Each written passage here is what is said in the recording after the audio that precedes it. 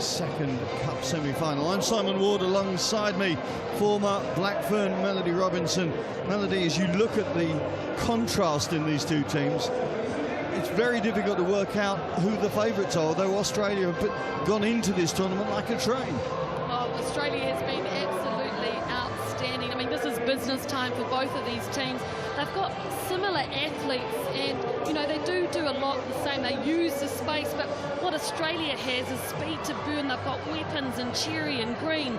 And as for Canada, well, they've got the experience, and they've got superwoman out there, Jennifer Kish. Well, that stat pretty much tells you how tight this is going to be.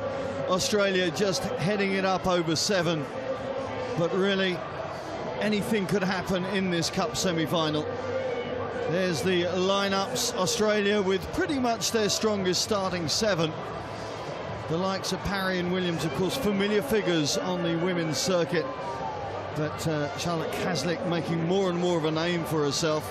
And really, it's Caslick and maybe Emily Cherry that have really set their stall out early in this weekend. Caslick's a ball player, she's a creator. Canada have the full complement of their team. Australia are actually missing Chloe Dalton. Will that have an effect on them in this match? Wait and see. So there's the 4th Cup semi-final that these two have contested in the last 10 months. Amsterdam, Guangzhou and Atlanta. Canada won one of those.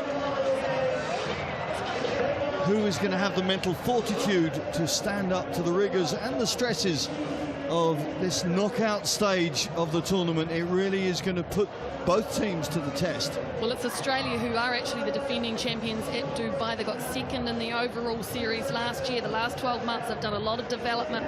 This is a team that came from behind, 22 points behind in the final last year to win. They have so much talent, but Canada, their defence, it's been outstanding. And they've got so many players out there with really good sevens brains. Yes, Canada, 7 straight tournaments with a top 4 finish tells its own tale about consistency. Australia, though, with class and quality all the way through their team as Shani Williams gets this game underway. Yep, that's the Dalton factor there. Chloe Dalton usually doing the kickoffs for Australia. Obviously, though, Australia right in the territory there for Canada, so there'll be a bit of pressure on Canada. First opportunity then for Australia to mount an attack, courtesy of an unforced error in many ways from the Canadians. And that, of course, has got to be minimalised through the course of this match if they're going to have a chance to really push the Australians to the test. Their defence has been found wanting on that occasion, and it's that lady Alicia Quirk with her 4th try of the weekend that opens the try account for this Cup semi-final. Oh, yes, Quirk. She's been involved this whole tournament. Second day, beautiful pass there from Caslick, wasn't it? She hit onto it perfectly with pace. She did a bit of a dummy there. That meant that the defensive player, number 8, Varela, was in 2 minds. It was too late to come back and stop the momentum, so Quirk over for first try. So Alicia Quirk may not get all the headlines when the sevens tournaments are in town, but she is such an important part of the way that Australia play this game now under Tim Walsh. So a restart from Shani Williams, and Canada making sure they don't make a mess of this retake. There's Jen Kish. When we talk about the importance of Alicia Quirk, Jen Kish has a similar vitality to this Canadian side. There's Mandy Marchak, 2 forwards combining there as Kelly Russell takes the pass inside. Kish throwing it over the top of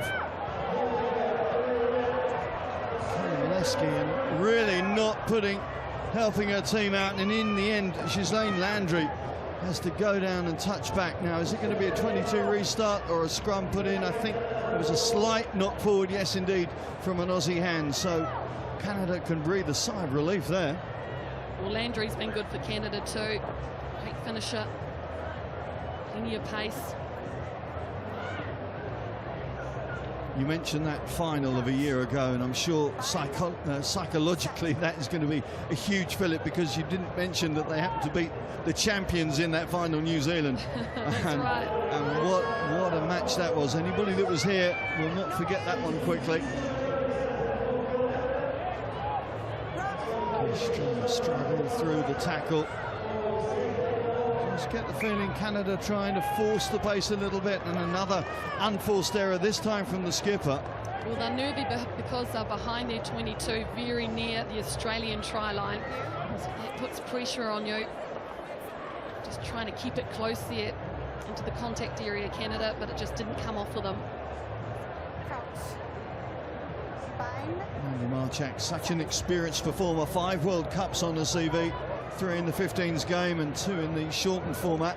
Oh, beautiful step and great handling skills, and it's Emma Tonengato who gets the 2nd try on the board for the Wallaroos. Oh, that was lovely, wasn't it, from the scrum? It involved Quirk, it involved Cherry, and then Tonengato at the end. And the key to this try is that the Australian backline were very deep. Gave them a lot of room to move here. Canadian defence had to work really hard to shut down the space. And what brilliant skills there from Tonengato to pull that pass in. We talk a lot in the women's game about the crossover sports and the impact that they're having on the sevens rugby. Well, touch rugby has had more impact, I suspect, than any other sport. Well, everybody plays touch rugby in Australia, let's be honest. And the try scorer there, Tonengato, she's what they call a Jillaroo, which is a rugby league representative for Australia. She's been to a League World Cup, so she knows the oval ball. That's no doubt about that. She also knows success, having picked up the gold medal in the Women's Youth Olympics in Sydney at the beginning of the year. And they're going to see success in Dubai again. They've certainly made a good start to this Cup semi-final. And there's only been one team in the first half, really. And that pressure on the ball carrier from Milescu paying off. Canada need to take care of this scrum. They need to make sure they get the ball back. Stick to their patterns. Don't lose faith in what's worked for them so far in this tournament and in previous seasons. A lot of familiarity between these two teams. They played in a demonstration match in the Gold Coast 7, demonstration matches, I should say.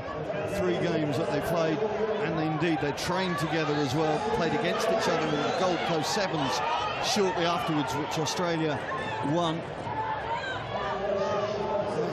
Canada have to focus and settle into their attacking game plan.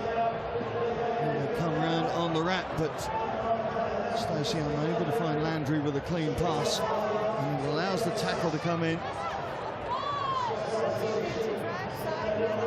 Marchak having to use her football skills to control the ball. Great pull-in from Jen Kish.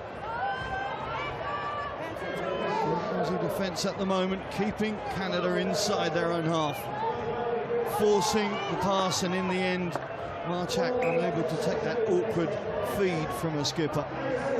Yes, all just looking a little too hard for the Canadians at this point. Their passes aren't really flowing. There's a bit of panic set in there. But really, I think Stacey earlier, she should have passed that ball.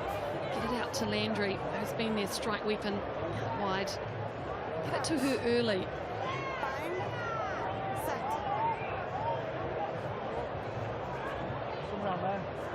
Kaslik feeds out to Quirk, and Quirk goes around the periphery to find the open door, but it's not there, and in the end she feeds Tonengato.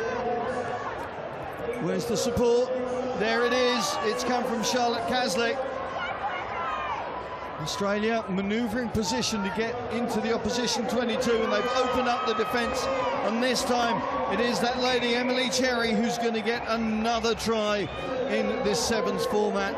The top try scorer, the top point scorer in the Women's Sevens World Series gets another score on the board. Well, look at that, holding the ball up, looking to see where your teammates are, and this all came down to support play.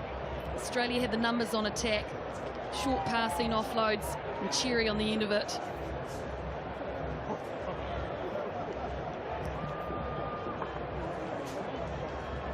Well, the conversion doesn't go over, but the Aussies will look at that scoreline and take great satisfaction from that first 7 minutes.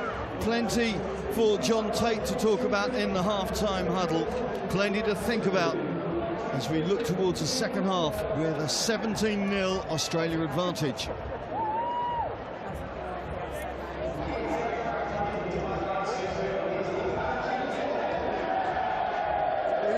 Let's go back to 0-0. It's our kickoff. Okay, Karen, you're on for Kelly. You're on the other side where she was. Okay, as a primary for the kickoff for bingo. Okay, line up on the 15s and come in on it. Okay, we'll get the ball back and we got to keep it. Right, we'll force the offloads. We got to get there in threes and keep the ball. For one possession, we go wide. And right, and then composure in attack. Right, this composure, once you talk, okay, work it. You've been killing on the work now, okay? This game is not over. Right, enjoy this half, all right? Secure this ball and stay composed in attack, all right? They're going to come at you. Okay, but you've got it, girls. You're going to think they've got this restart. You're going to get this fucking board and we're going to go again, all right? What ball's here, girls? Let's go, girls! 1, 2, 1, 2, team! Go, girls! Go, guys! yes. Check, 1, 2, I'm set. So you may have heard Aussie coach Tim Walsh there just warning his team that he's expecting the Canadians to charge out of the blocks in this second half, because they really weren't able to get their game into operative mode through that first 7, no question about that. Well, they haven't been able to get into the game because the Australian defence has been so good. They're pressing up, they're cutting off any of the offloads, all the wide passes. Australia winning this game through defence nearly. Harvey, oops, the restart underway, doesn't go 10, but Quirk happy to take ownership of the ball, just losing it though in the contact, and it's going to allow Canada to set themselves up with Kish. Back out now on as they try and work it onto that far flank with Bianca Farella. Scored a try against England to finish off day 1 yesterday. Harvey actually hasn't got a try through the course of this tournament yet. And when you realise she's renowned for her try-scoring ability, certainly in that Women's World Cup in Paris, that's a surprising stat. Maybe she's going to change it now. Harvey steps back inside. Great covering tackle coming in from Shani Williams. Important tackle, but hasn't stemmed the flow from Canada, and they drive for the line, and they do get the first score of this second half. Well, an important time to score, and psychologically, could that change the match balance? We'll put that down to Harvey. She's their ace card that they've unravelled from the bench. This is the end of it here. See that Australian defence coming in to try and shut it down. She had enough power to go over the line, so it's a good start for the second half for Canada. Karen Pacan there making a difference from the bench.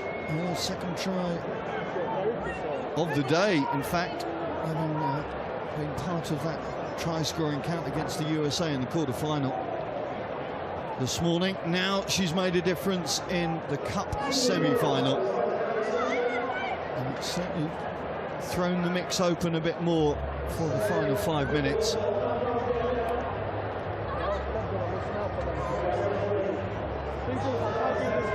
Australia just looking to keep the ball in hand now and deny Canada the opportunity to build on that early score. Shani Williams escapes. She's got support both sides. She opts for Emily Cherry. Can Magali Harvey catch up with Emily Cherry? 11 on 11. A great roar from the stands as the tackle is made, but Australia still on the attack. The alarm bell's ringing for the Canadians, and that's why it's moved out for Emma Tonengato to get her second score. Wow, that's all I can say there. Australia, they had numbers to the left-hand side, to the right-hand side.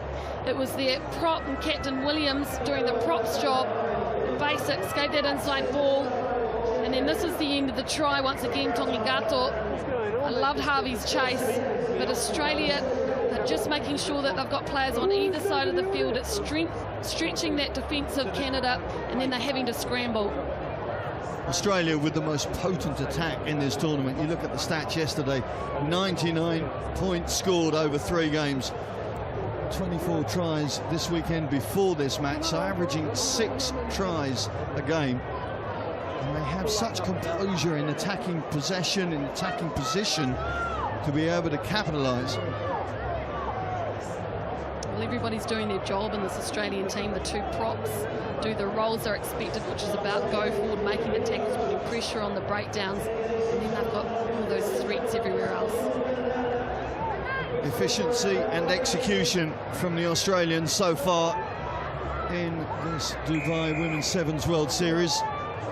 And Canada, as composed and confident as they've been thus far, have got to find something special in these last 3 minutes if they're going to compete for that place in the final. Everybody's saying, I haven't got the ball. Now, that's an unusual position in a rugby match. You see there, the Canadian attack was lateral, which means that they're crabbing across the field. It meant that by the time Magdalene Harvey got it on the wing, she had no space to attack.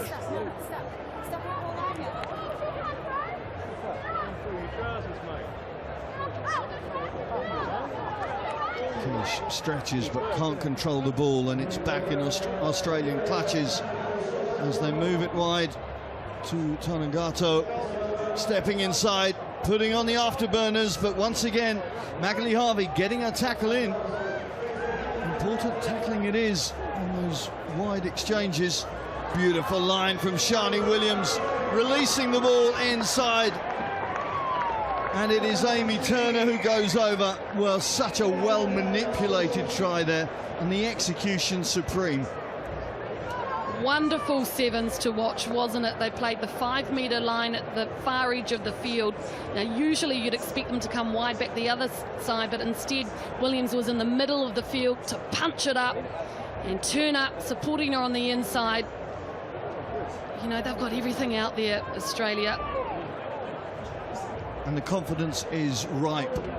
Australia won 9 of their last 10 games before this match, and you can see, well, we talk about a well-oiled machine.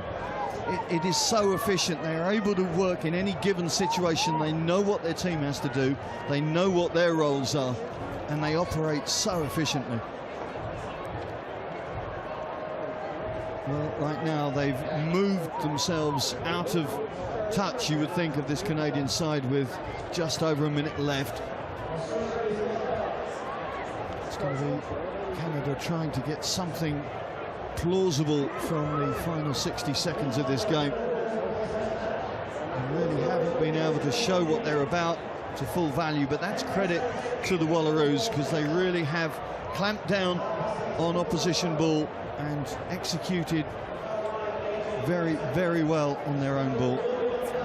Yes, and when you're 29-7 points down like Canada is, it's when everybody tries to individually make a break. There's a bit of panic out there, and so they've definitely gone away from the patterns that we've seen through this tournament, which is a real shame, because we know how classy they are and how many threats they have out wide. Alarie tries to spark something. Harvey tries to get her winger away, but that pass wasn't going to hit the hands of Dubuisset-Boris. And Australia keen to finish the game with ball in hand.